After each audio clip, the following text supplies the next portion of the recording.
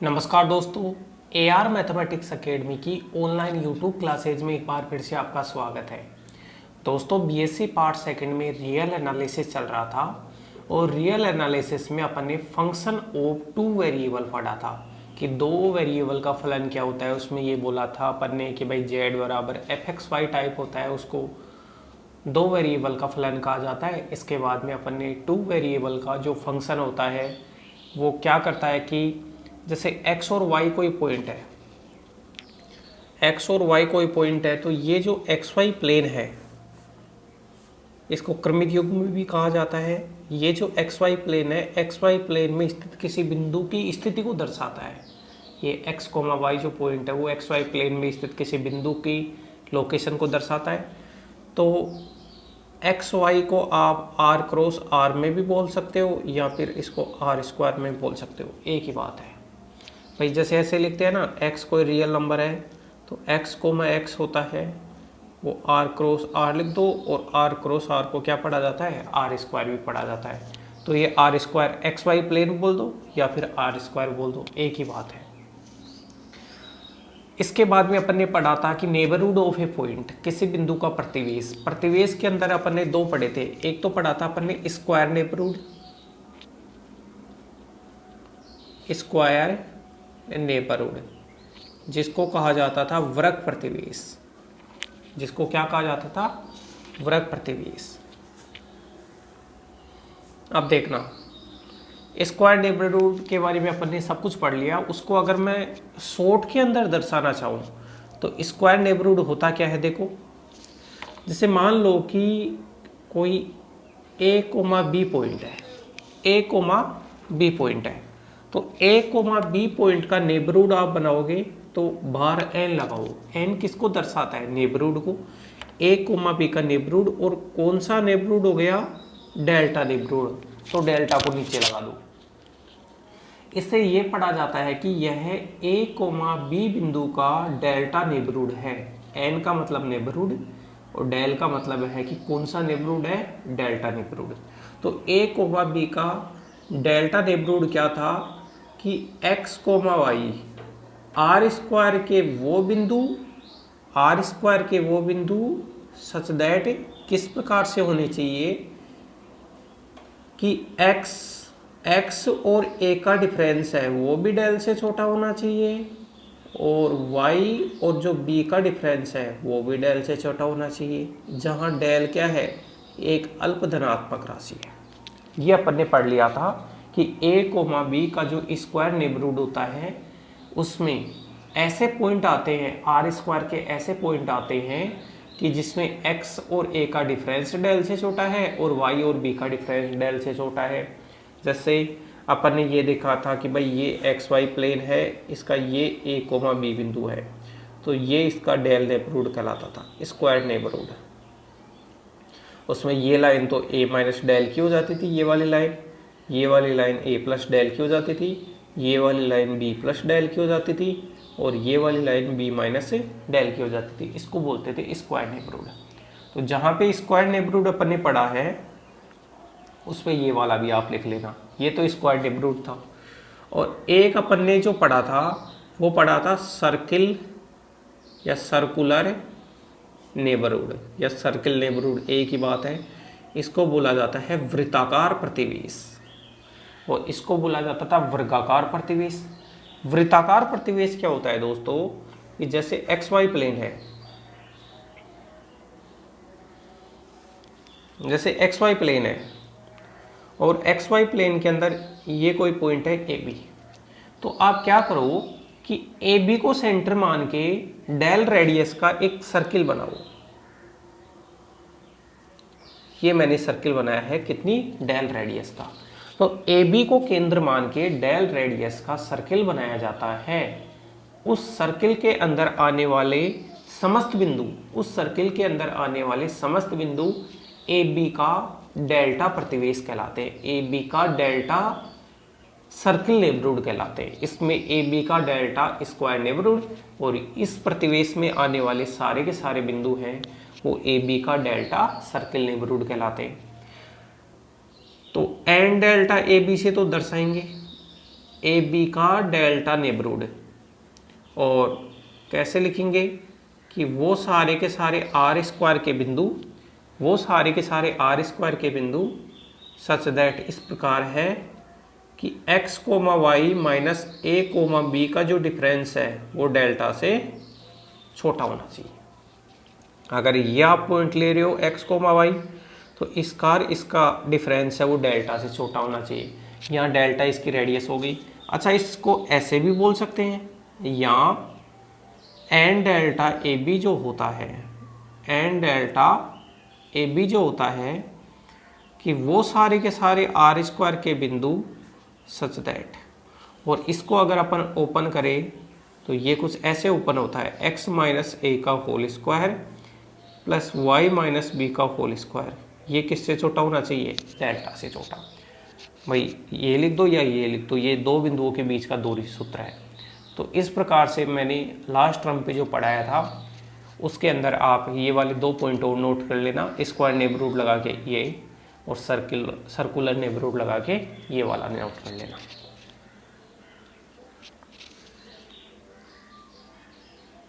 Okay, तो ये तो मैंने वही बताया जो पिछले टर्म पे बताया था, लेकिन इनको नोट जरूर कर लेना, इसको और इसको। ये तो मैंने समझाने के लिए बनाया है, इनको मत नोट करना आप, राइट। आगे चलते हैं अपन।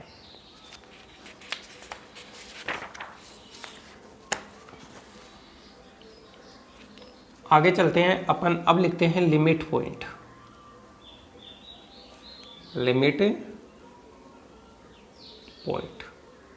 इसको कहा जाता है सीमा बिंदु।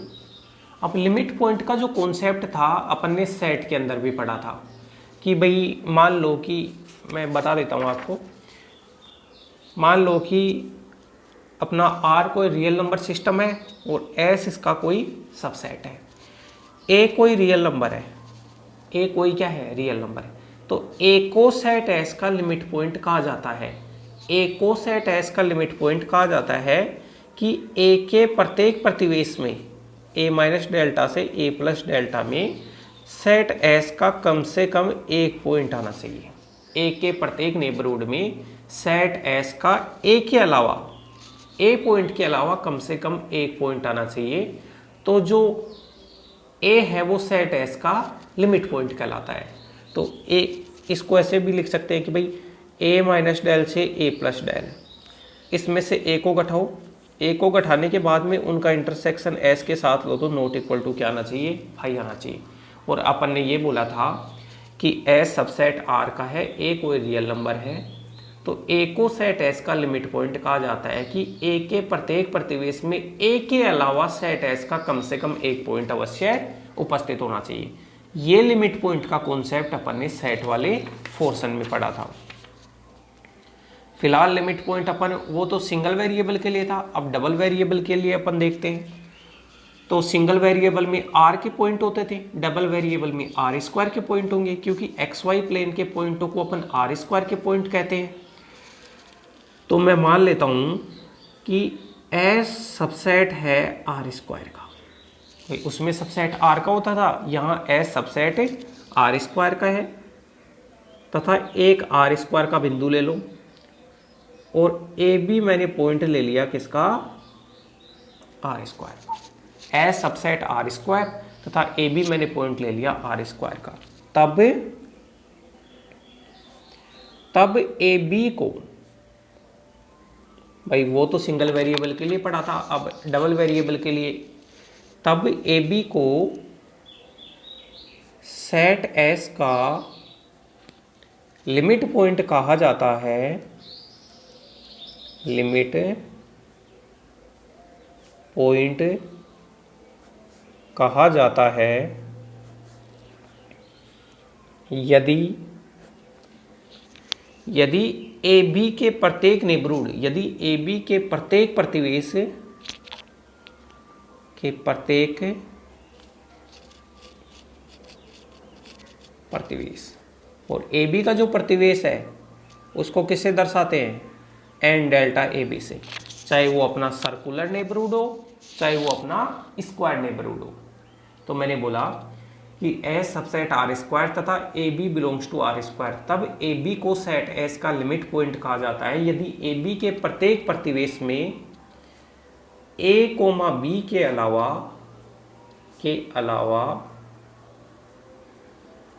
सेट एस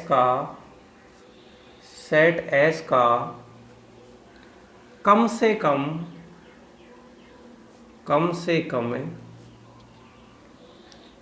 एक अवयव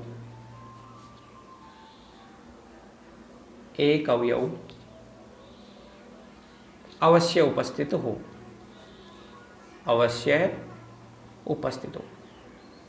कि ए कोमा बी का जो नेबरहुड है उस नेबरहुड में सेट एस का ए कोमा बी के अलावा एटलीस्ट वन एलिमेंट जरूर होना चाहिए।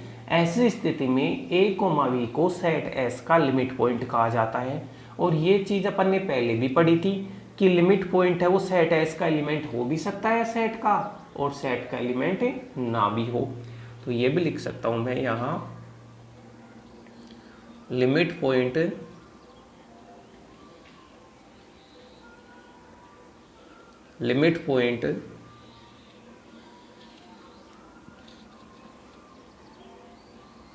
सेट एस का अवयव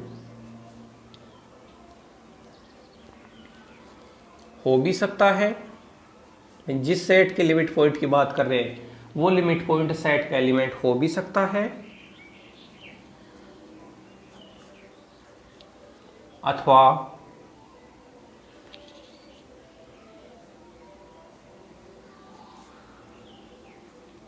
नहीं भी हो सकता है। लिमिट पॉइंट है वो सेट का मेंबर हो भी सकता है और सेट का मेंबर नहीं भी हो सकता है। ये तो अपन ने दोस्तों जो लिमिट पॉइंट का जो कॉन्सेप्ट था वो पढ़ा है, और बहुत ही आसान सा कॉन्सेप्ट था। अब यहां पे अपन पढ़ेंगे दो लिमिटों के बारे में पढ़ेंगे। एक तो अपन पढ़ेंगे साइमल्टेनियस लिमिट और एक पढ़ेंगे इटरेटेड लिमिट। इन दोनों को ध्यान से पढ़ना। अब यहां पे दो लिमिट पढ़ेंगे अपन। एक तो पढ़ेंगे युगपत सीमा,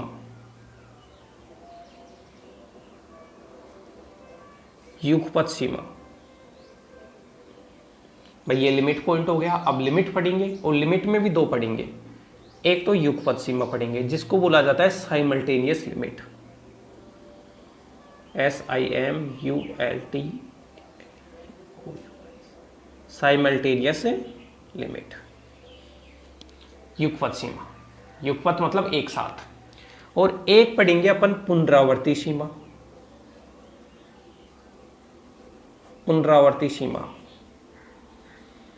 पुनरावर्ती का मतलब जो रिपीट करे, इटरेटेड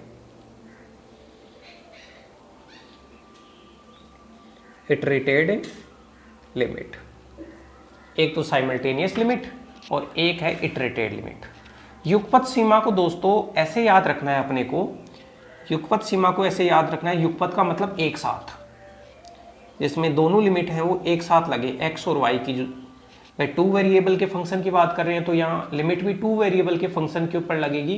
तो जिसमें दोनों लिमिट एक साथ लगे वो तो युगपत सीमा, और जिसमें दोनों लिमिट अलग अलग लगे, जैसे पहले एक्स की लिमिट लग गई तो बाद में वाई की लिमिट लग जाएगी, या पहले वाई की लिमिट लग गई तो बाद में एक्स की लिमिट लग जाएगी, ऐसी सीमाओं को कहा जाता है पुनरावर्ती सीमा। तो देखना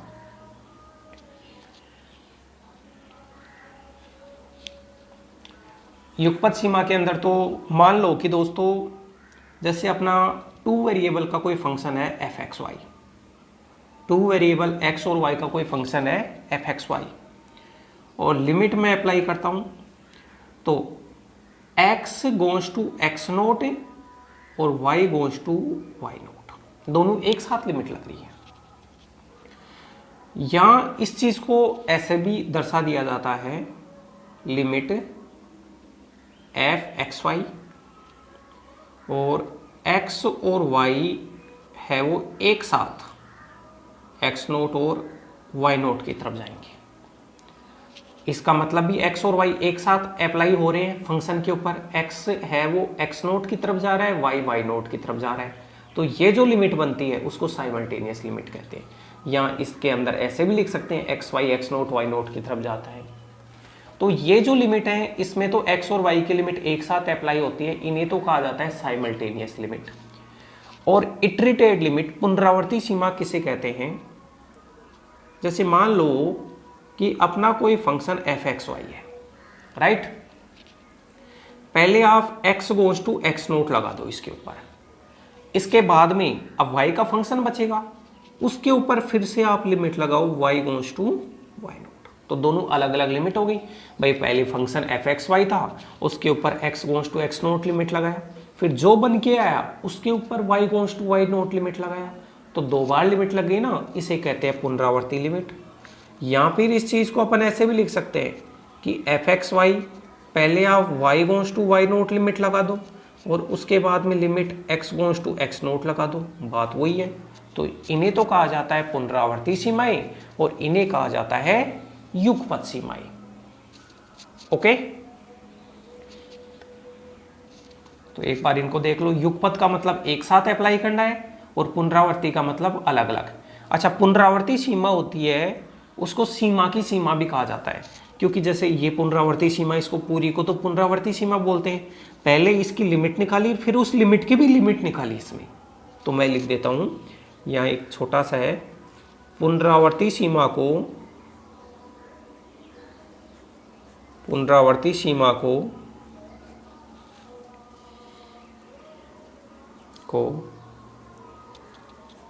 सीमा की सीमा भी कहा जाता है, इसको लिमिट की भी लिमिट कहा जाता है, क्योंकि पहले लिमिट निकाली और फिर उस लिमिट की भी लिमिट निकाली, इस कारण ही प्राप्त हुआ अपना। तो एक बार इनको देखो।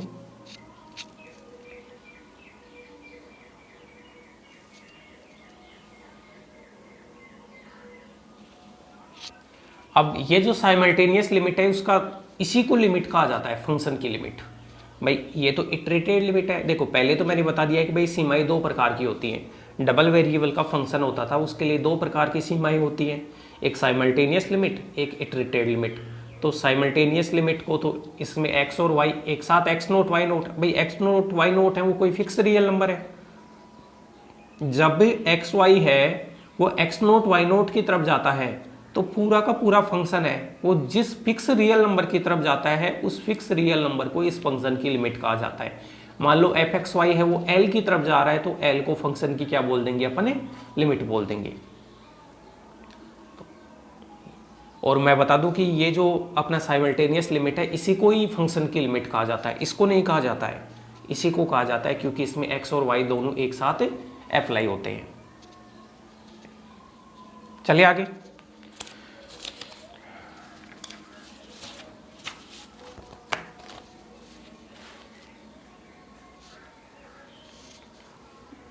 अब ये छोटा सा कॉन्सेप्ट है, फलाने f(x,y) की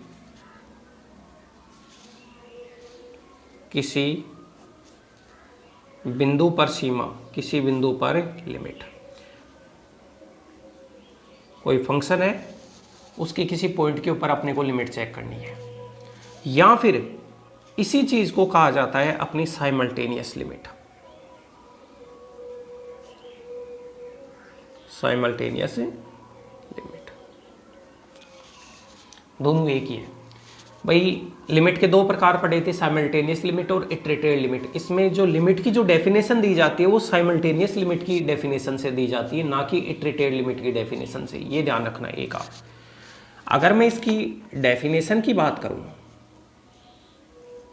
अगर मैं इसकी परिभाषा की बात करूं, तो देखो क्या है कि एक फलन f(x,y), एक फलन f(x,y) की सीमा, एक फलन f(x,y) की सीमा कोई वास्तविक संख्या, कोई वास्तविक संख्या एक फलन f(x,y) की एक्स नोट वाई नोट पर, ऐसे लिखेंगे एक्स नोट वाई नोट पर सीमा, भाई कौन से पॉइंट के ऊपर लिमिट निकालेंगे वो भी तो लिखे पॉइंट को। तो एक फलन एफ एक्स वाई की एक्स नोट वाई नोट पर सीमा कोई वास्तविक संख्या एल कहलाती है, कोई वास्तविक संख्या एल कहलाती है यदि एक्स नोट वाई नोट के, यदि एक्स नोट वाई नोट के प्रत्येक प्रतिवेश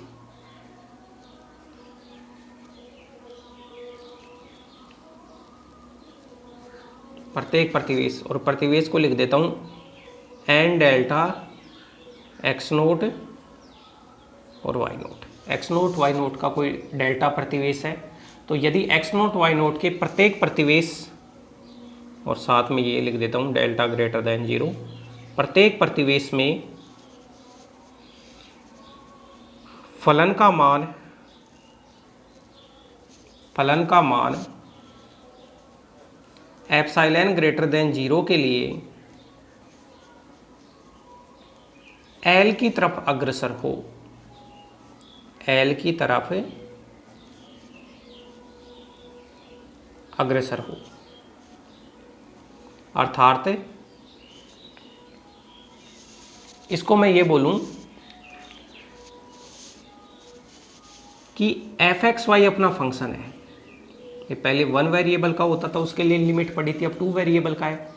F X Y minus L का जो डिफरेंस है वो एप्सिलॉन से छोटा होना चाहिए। कब होना चाहिए? वह अनिवार्य जब कभी x माइनस एक्स नोट है वो लेस देन डेल और y माइनस वाई नोट है वो भी लेस देन डेल। कि अच्छा ये कौन सी अपन ने लिमिट की परिभाषा बताई है, वो किसके हिसाब से बताई है? मैंने स्क्वायर नेबरहुड के हिसाब से ये लिमिट की परिभाषा बताई है कि स्क्वायर नेबरहुड का मतलब ये है कि भाई ये पॉइंट एक्स नोट और वाई नोट था जिसके ऊपर अपने को लिमिट चेक करनी थी। तो आप क्या करो कि इसका नेबरहुड आपने ले लिया एक्स नोट वाई नोट का डेल्टा नेबरहुड ये ले लिया, तो इस डेल्टा नेबरहुड में आप x को x नोट की तरफ लेके जाओ, y को y नोट की तरफ लेके जाओ, तो अपना फंक्शन एफ एक्स वाई है वो किसी फिक्स रियल नंबर l की तरफ अग्रसर होता है, तो l को फंक्शन एफ एक्स वाई की लिमिट कहा जाता है। या फिर ऐसे बोल सकते हैं F X Y minus L का जो डिफरेंस है वो एप्सिलॉन से क्या होना चाहिए? छोटा होना चाहिए। ये जो अपन ने डेफिनेशन बताई है वो तो स्क्वायर नेबरहुड के हिसाब से बताई है, और अगर सर्किल नेबरहुड के हिसाब से अगर अपन डेफिनेशन बताई तो केवल इतना सा अंतर आएगा, F X Y minus L का जो डिफरेंस है वो एप्सिलॉन से छोटा होना चाहिए। वह अनिवार्य जब कभी x comma Y minus X nought Y nought का जो डिफरेंस है वो डेल्टा से छोटा हो, या फिर इस चीज़ को ऐसे बोल दिया जाता है अंडर रूट, ये दो बिंदुओं के बीच का दूरी सूत्र अगर अपन काम में ले ले तो x माइनस एक्स नोट का स्क्वायर और y माइनस वाई नोट का स्क्वायर है वो डेल्टा से छोटा होना चाहिए। तो ये सर्किल नेबरहुड के हिसाब से कि भाई एक सर्किल जिसका centre X nought Y nought है जिसके ऊपर आपको लिमिट चेक करनी है, तो आप उसका एक नेबरहुड बनाओ सर्किल नेबरहुड। इस सर्किल नेबरहुड के अंदर वो प्रत्येक पॉइंट लो, जैसे मान लो ये पॉइंट लिया तो इस पॉइंट के बीच की डिफरेंस है वो डेल्टा से छोटा होना चाहिए। एक्स वाई जब एक्स नोट वाई नोट की तरफ अग्रसर होगा तो एफ एक्स वाई का मान एल की तरफ जाना चाहिए, तो एल को फंक्शन एफ एक्स वाई की क्या कहा जाता है? लिमिट कहा जाता है, राइट।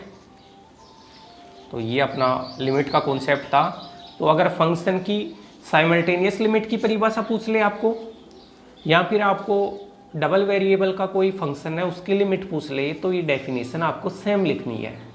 और दोस्तों जिसको सिंगल वेरिएबल की लिमिट अच्छे से पढ़ा है उसको डबल वेरिएबल की लिमिट में कोई प्रॉब्लम नहीं आएगी। भाई सिंगल वेरिएबल की लिमिट में इतना ही था कि एफ एक्स वाई में केवल x आ रहा था, y नहीं आ रहा था, और ये वाला नहीं आ रहा था नीचे वाला, बस इतना सा अंतर है दोनों में।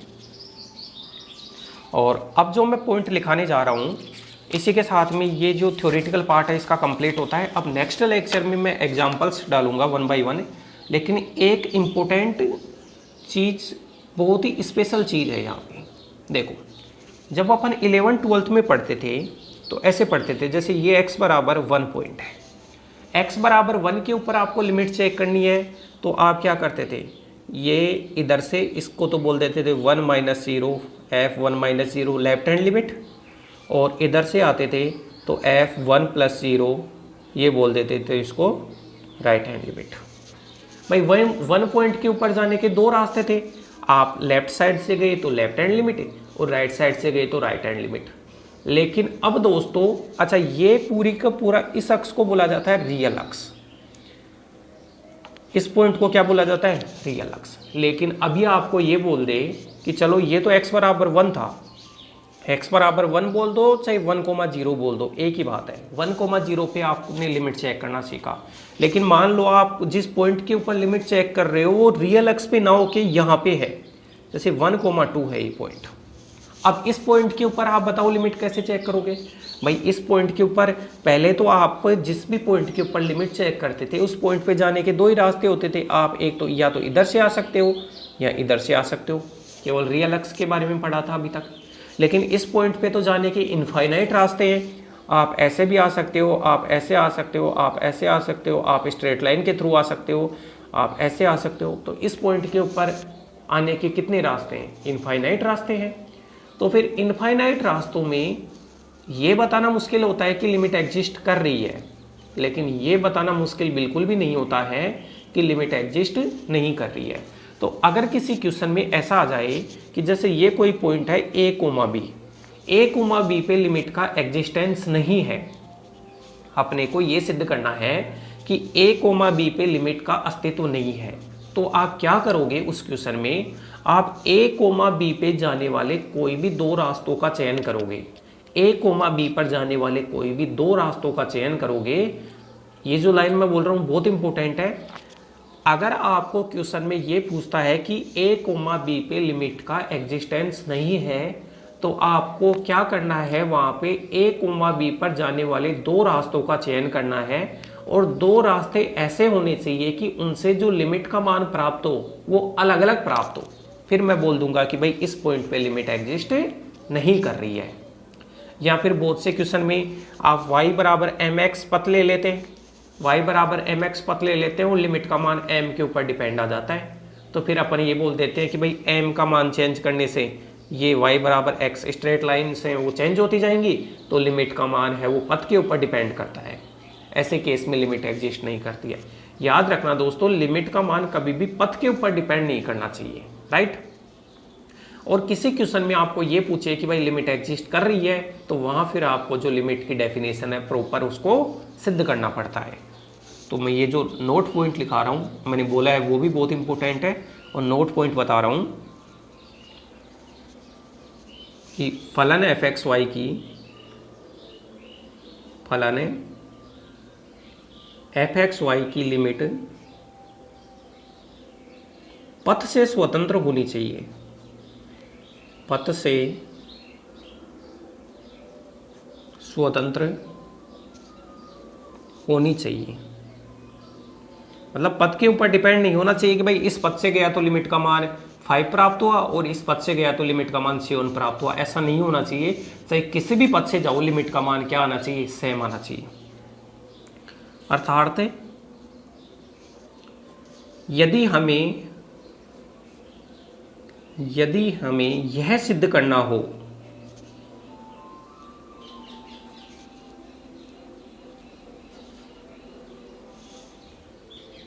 कि a, b पर